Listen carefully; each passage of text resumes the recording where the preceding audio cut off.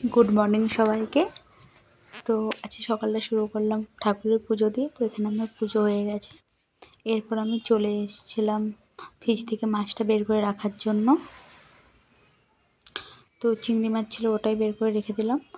আর কালকে রাতে একটু বানিয়েছিলাম ঘুগনি, তো ওটা রয়ে গেছিলো, তো ওটাকে আমি এখন গরম করে নিচ্ছি।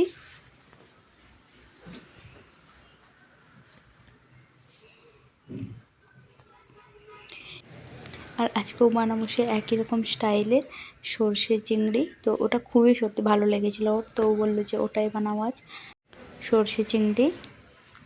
আর এখানে আরেক দিকে করে নিচ্ছিলাম, বেগুনটা পুড়িয়ে নিচ্ছিলাম ভালোভাবে।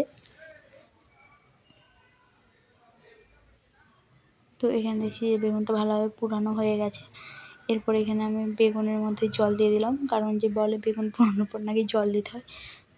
তো এরপর আমি আজকে বানিয়েছিলাম শাক ভাজা, সর্ষে চিংড়ি আর বেগুন পুরো, আর বেশ ছাড়া আর কিছু বানাইনি। তো এখানে বেগুনটা পুরো মাখিয়েও নিয়েছি, ভর্তা টাইপের করে নিয়েছি।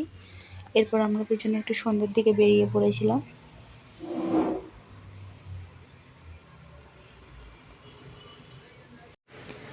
তো আমরা নিতে চলে এসেছিলাম ফুল আরও কিছু জিনিস। তো আরেকটা ওর পাশের শপ থেকে আমরা নিয়ে নিয়েছিলাম কিছু ফল। তো আজকের ভিডিওটা এখানেই শেষ করছি, কেমন লাগলো জানাবেন। সবাইকে টাটা।